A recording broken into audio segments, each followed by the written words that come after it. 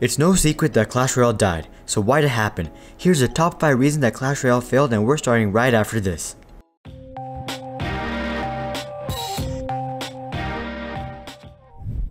Welcome to Harisabi's. So starting off with a smaller issue, there was an endless stream of cards and you could never really have all of them. There was originally only 42 cards, 14 of each type, epic, rare, and commons. Eventually, 2 legendaries would be added, which were the Ice Wizard and the Princess, and this was a great balance. These were extremely hard to get and were quite unique and special. But after this, they continuously added more legendaries like the Log and the Lava Hound and Sparky. Soon enough, it became nearly impossible to collect all of them if you were a free-to-play player. The chances of getting all of the legendaries for free was slim to none. Before, when there were only 2 legendaries, it was actually possible, but now, with a slew of legendaries, it was very hard. And this caused Supercell to make getting legendaries much easier, and this made legendaries way too common. They were just like any other card.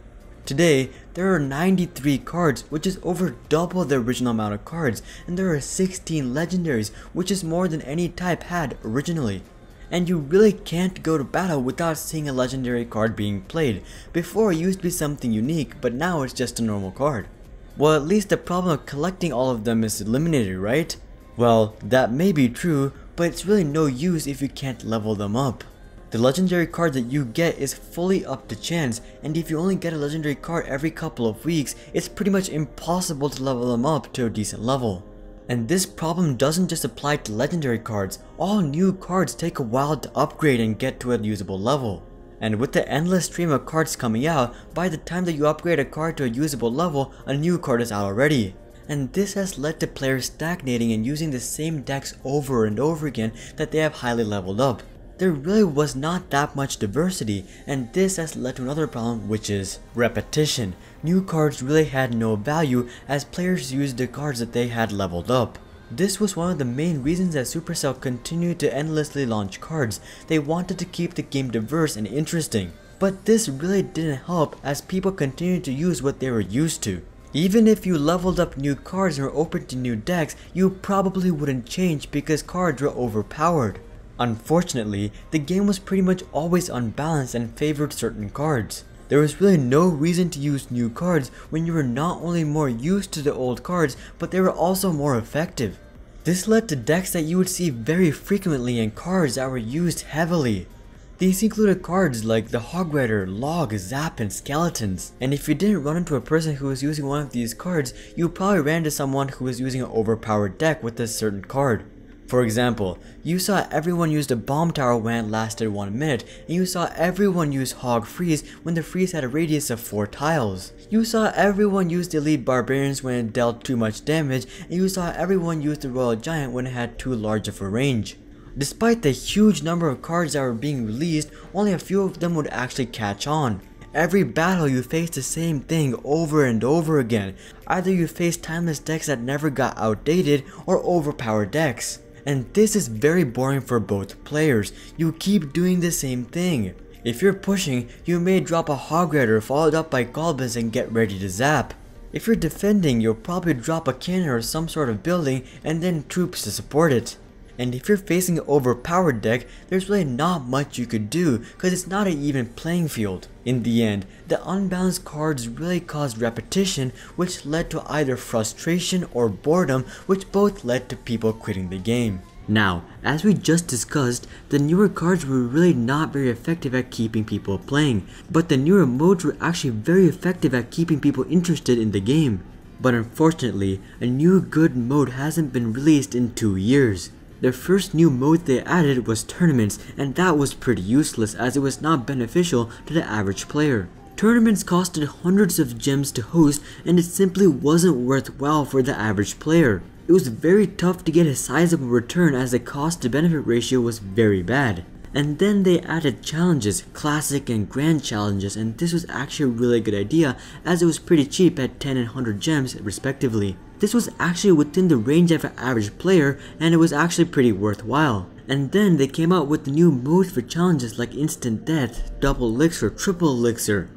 And then they came out with themed challenges that are based on new cards, holidays, or events like the Super Bowl. These were all really great ideas and offered great incentives for people to continue to play. And then, a little more than a year after launch, they released 2v2 mode, and this was also very effective at keeping people playing. This led to completely different strategies and new decks. And this was the first time that you got to work with your friends and buddies. You weren't always just going against them.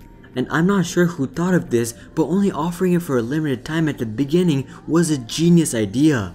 This left people yearning for the next time that 2v2 would be available and really got people to play the game once again. Eventually, 2v2 would become permanent, but this was a perfect way to launch the new mode. But unfortunately, this is really the last major good thing to come out, and that was in May of 2017. The only significant release that has come since is Clan Wars, which is honestly pretty terrible. Collection days basically 1v1 and 2v2 battles in different modes. There's really no incentive. And then on battle day, you're not even directly battling another clan. Now, I think that we all understand that it's hard to match up two people from two different clans at the same time, and doing that for every single member while keeping the playing field even. This was technically the only feasible way of actually establishing Clan Wars, but this really took out the spirit of winning in Clan Wars. Winning or getting first place in a clan war really wasn't very fun or intriguing. And without a new intriguing mode being released over the last 2 years, millions of players have left. And the thing is, when there's nothing new, people start to feel satisfied with their progress. As you guys probably already know, in Clash Royale there are a bunch of different leagues, and 4,000 is pretty much the maximum league. Of course, there are still leagues over 4,000, but once you pass 4,000 trophies, you lose half the trophies over 4,000 every single season. And you get to a point where you have to pay to move along in the game or be very serious about the game. And there's really nothing left to do for the average player. 4,000 is pretty much the goal, and once you get there, you're done with the game. There's no reason to continue to battle and risk dropping under 4,000 trophies. Even if you keep winning matches, you're eventually going to be reset down anyways, so a lot of people just don't see an incentive there. And plus, it's not like you miss out on anything either, cause you can always do 2v2 and still get chests and rewards. And there's no repercussions in losing 2v2 battles. Eventually, after quitting 1v1 battles, people quit the game as there's really no incentive to continue. Now, let me be clear, it's not a sudden change, you get to 4,000 and you quit. It's much more of a slow transition. Once you passed 4,000 trophies, a lot of people aren't motivated to do 1v1 battles, and as a result they turn to 2v2 battles initially. And eventually, you quit the game without even realizing it. Now, what set Clash Royale and pretty much all of Supercell's game apart was that they were free to play, and this attracted a completely new demographic. But other companies would witness how much success Supercell was getting, and they would release their own free to play games. And these are not small companies that are making their first game and finally entering the gaming industry. These are established game publishers who know exactly how to make a really good game.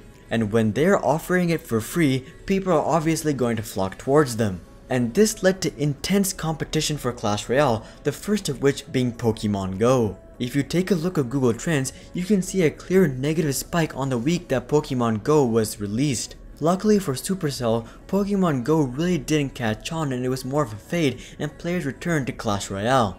But new competition continued to appear, and obviously the biggest competition that Clash Royale faced was Fortnite Mobile. Epic Games launched a serious first-person shooter for free. This was never before seen and led to previously unimaginable heights. Fortnite traffic skyrocketed, especially as they were available on every single platform. Everyone had at least one of these devices, and this really took a lot of interest away from Clash Royale. And more recently, just last year, was the release of PUBG Mobile. Clearly, competition in the free-to-play mobile space has really risen since Clash Royale was released, and this has really hindered its sustainability. So, how is Clash Royale doing today? Well, recently, Supercell actually launched a pretty significant update. They launched something called the Pass Royale, which as it sounds is very similar to the Battle Pass from Fortnite. It allows you to earn unique awards and perks by earning crowns. Clearly, they're really trying to add new features and incentives and get people interested once again, but as of now, nothing has really caught on. And as of March 2019, there was 317 million Clash Royale accounts, but only 14 million of them were actually active accounts. This means that only 0.44% of all Clash Royale accounts are actually active. and these active accounts are concentrated in the king levels 10, 11, and 12. Evidently, Supercell's main demographic, the casual gamer, has left a long time ago, and that is unfortunately where Clash Royale stands today. Clash Royale was not only one of the most popular mobile games, but one of the most popular games in the world in general. They dominated right off the bat and really kept players interested for quite a while with all of their new modes and challenges that kept the game refreshing.